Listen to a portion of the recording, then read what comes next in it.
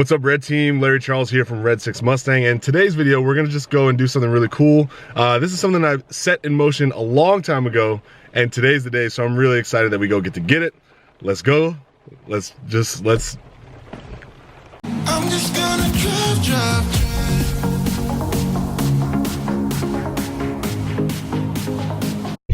So, what do you guys think that license plate means?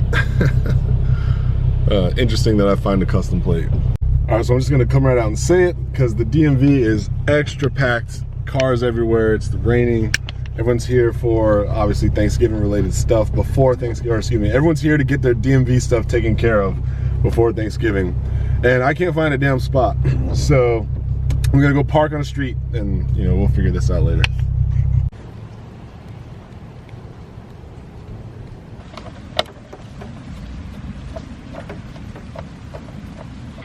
So I'm doing this all out here in the rain in some random people's yard. But Blue 420, thanks for being a great license plate. Your time is up.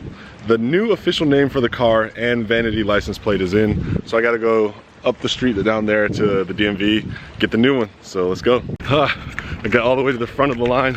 I gave her my plates, gave her the card. She was like, okay, now your registration. I'm like, fuck. All right, still raining, but we're all set. I got the plates. So I'm gonna go drop these on and do a dramatic rain reveal. Shit is crazy out here, man. It's Southern California, they said it never rains. All right, so now we're inside the car. We're gonna do a dramatic reveal. Let's see if I can do this right. The new plates. Mel Sender. Actually, it's Game of Thrones a little old, but it's Melisandre from Game of Thrones. I'm using the name because she was the Red Witch, and basically, hold on. So the plates are Melisandre from Game of Thrones. The reason why I went with this character because she's the Red Witch, this is the red car, but I came up with a funny little metaphor. It's because she's sexy, she's red, and has unbelievable power. All right, so let's go do it.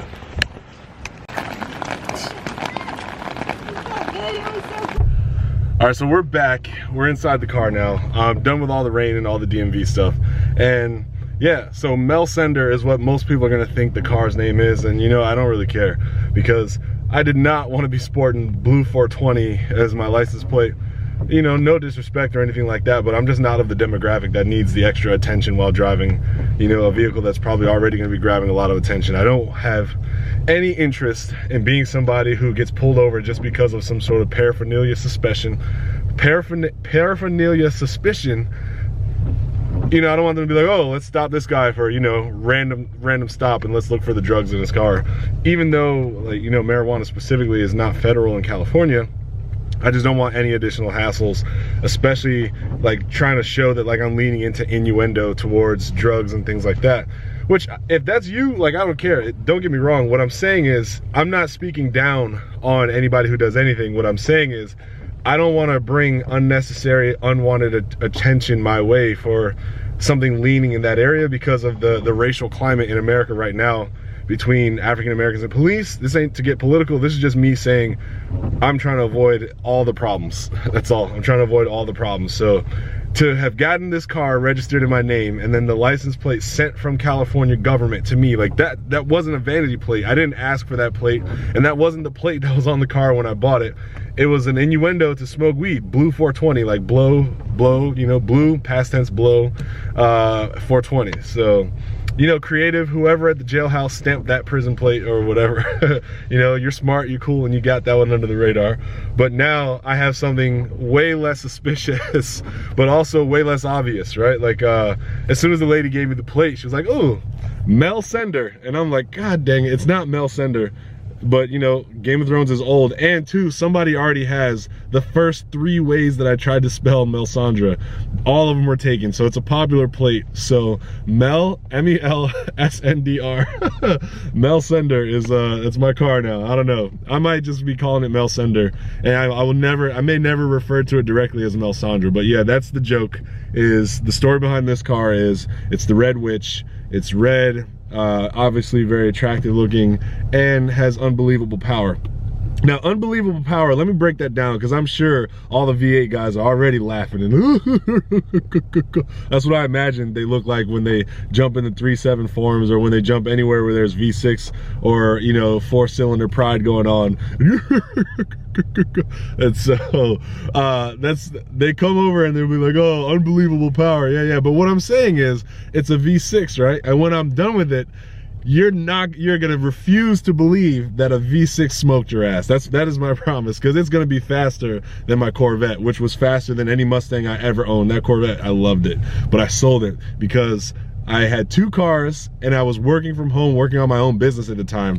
Literally, my commute was from the bed to the computer in the kitchen, right? And I had 2 cars and I was living in the most expensive apartment I ever lived in at any time in my life. So I reduced costs like a mofo. I got rid of both cars, and then once I put the business to the side, actually my business partner and I just completely split. We definitely don't see eye to eye, and I moved forward on my accord, doing things my way, making myself happy. And I bet you haven't seen me smile this much in any point in my life. I'm happy because I got freedom, right? Like, to leave a business partnership and say you have freedom, that's sad, but that's just, it is what it is, man. I'm focused on some really cool shit that I will soon be broadcasting big time, probably around January. I got some big deals that came through when people knew that I was free, and I said yes to 2 of them. And I'm not saying shit else other than that, but it's gonna be some cool stuff. Other than that, yeah, I'm on track to finishing this car, and I'm saving as much as I can to get my C8 because I want a Corvette C8 so bad. So, but I don't want the base. Yeah, you know what? This video was just supposed to be about license plate shit, but we're gonna talk, damn it. I want the C8 Corvette bad, but I'm not gonna get a base model. I don't want the base model. What I love the idea of, like, the whole reason why I'm doing this car is I want to take this V6, this like no longer made V6, no longer appreciated by people other than V6 owners, and I'm gonna make it as beastly as I possibly can while still being completely California legal. And I want to decimate whatever on the track, as long as it's not too far out of my horsepower range. I would love to, like, just make people like, what the, like, I love that, right?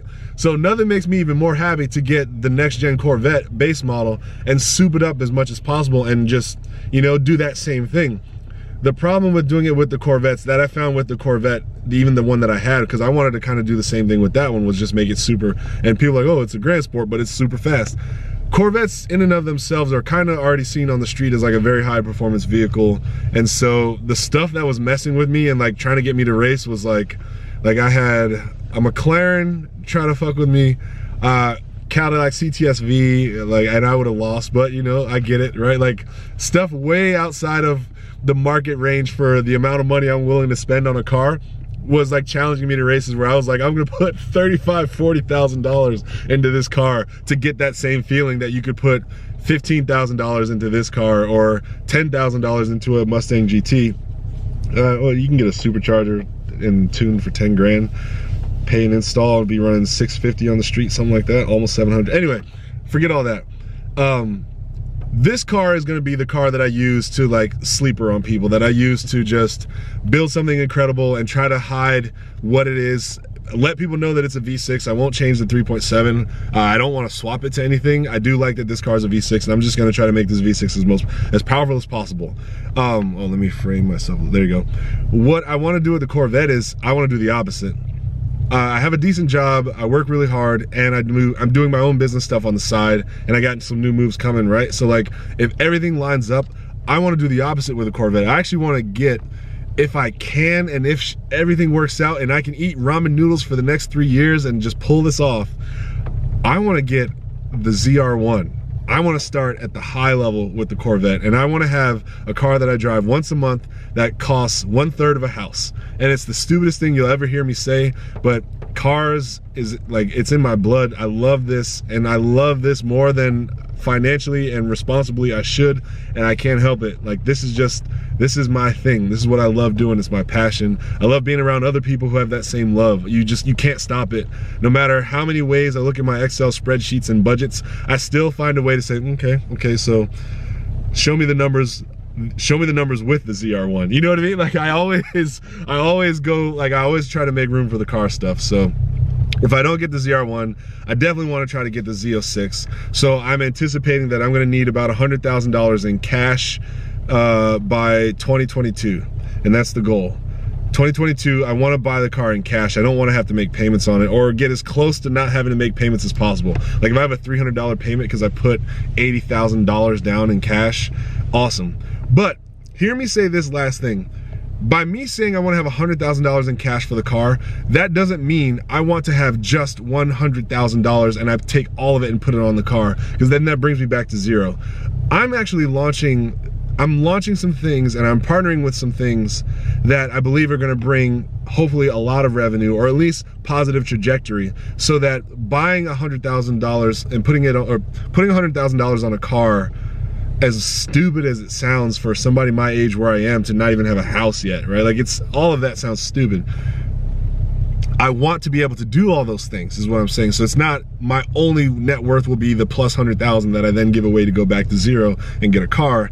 I want to have the ability to give $100,000 towards a car, but still have the money that I need for a house, for kids, and for things like that. So I'm a big time entrepreneur. I've been starting and running businesses my whole life. Like, you name an age, I'll tell you what I was doing to make money at that age. I hustled all the time, from selling my drawings to starting a lawn service, hiring all my friends in high school to run that lawn service, and then me not needing to cut lawns anymore, like, but just manage the accounts, you know, doing web pages, doing web design, doing graphic arts, t-shirt. Man, every 5 years or so, just tell me an age, and in the comments I'll just tell you what I was doing as a business at that time.